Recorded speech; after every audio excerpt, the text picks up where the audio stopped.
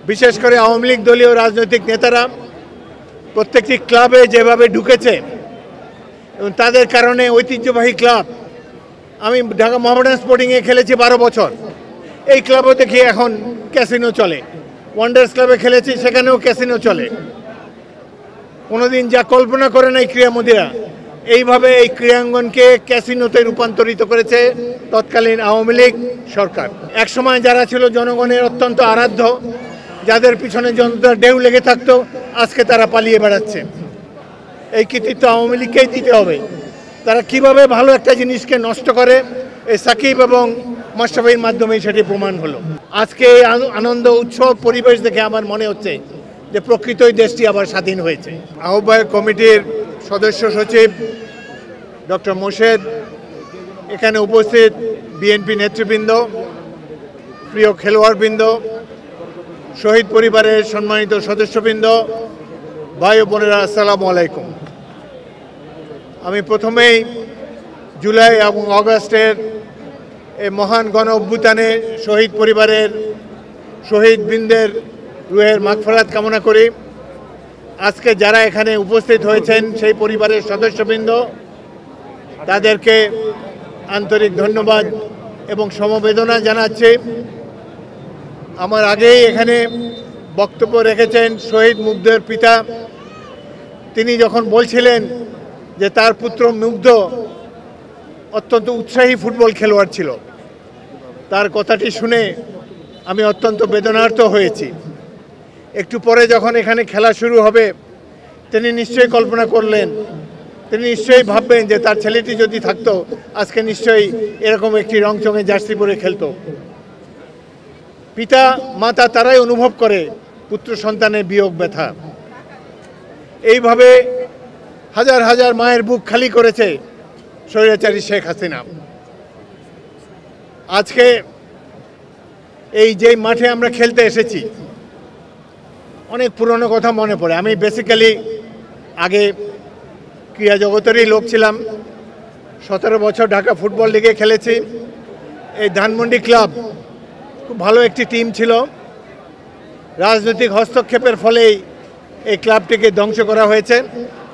এই ক্লাবের সেক্রেটারি খায়রুল আলম পেয়ারু, নির্মমভাবে তাকে হত্যা করা হয়েছে। 10 বছরের সাধারণ সম্পাদক, কোনো বিচারও হয় না এটার। এইভাবে ক্রীড়াঙ্গনে রাজনৈতিক দুর্বৃত্তদের প্রবেশের ফলে এই তো সেই ক্রীড়াঙ্গনের অধোগতি শুরু হয়েছে। বিশেষ করে আওয়ামী লীগ দলীয় রাজনৈতিক নেতারা প্রত্যেকটি ক্লাবে যেভাবে ঢুকেছে এবং তাদের কারণে ঐতিহ্যবাহী ক্লাব, আমি ঢাকা মোহামেডান স্পোর্টিংয়ে খেলেছি 12 বছর। এই ক্লাবও দেখি এখন ক্যাসিনো চলে। ওয়ান্ডার্স ক্লাবে খেলেছি, সেখানেও ক্যাসিনো চলে। কোনোদিন যা কল্পনা করে নাই ক্রীড়ামোদীরা, এইভাবে এই ক্রীড়াঙ্গনকে ক্যাসিনোতে রূপান্তরিত করেছে তৎকালীন আওয়ামী লীগ সরকার। খেলাধুলায় একেবারেই তারা ধ্বংস করেছে। একটা উদাহরণ দেই, এই দেশের খেলাধুলা যারা করে, স্পোর্টস ওয়ার্ল্ড হলো একটা ডিফারেন্ট ওয়ার্ল্ড।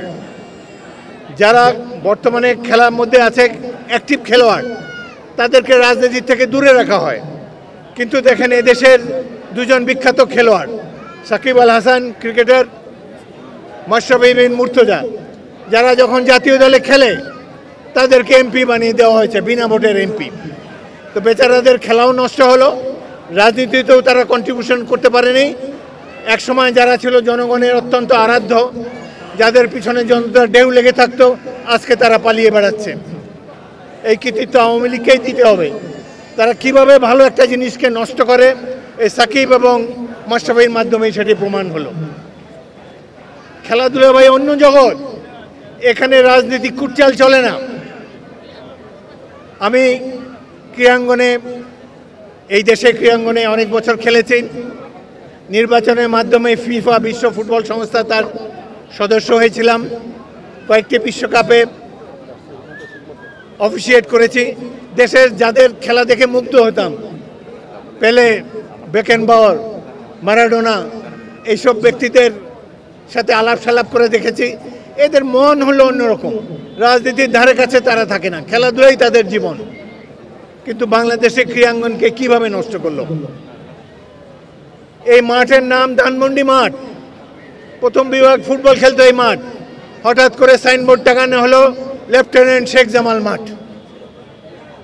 তারপরে এই ধানমন্ডি এলাকার জনগণকে এই মাঠে প্রবেশাধিকার বন্ধ করে দেওয়া হলো। এই ধানমন্ডি এলাকার মানুষ বহুদিন আন্দোলন করেছে, তাদের ছেলেমেয়েরা এই মাঠে ঢুকতে পারে না, যারা ছোট থেকে বড় হয়েছে এই মাঠে খেলে। এটিকে একটি শেখ পরিবারের একটি ক্লাব দখল করে রেখেছে, সাধারণ মানুষের প্রবেশাধিকার নাই।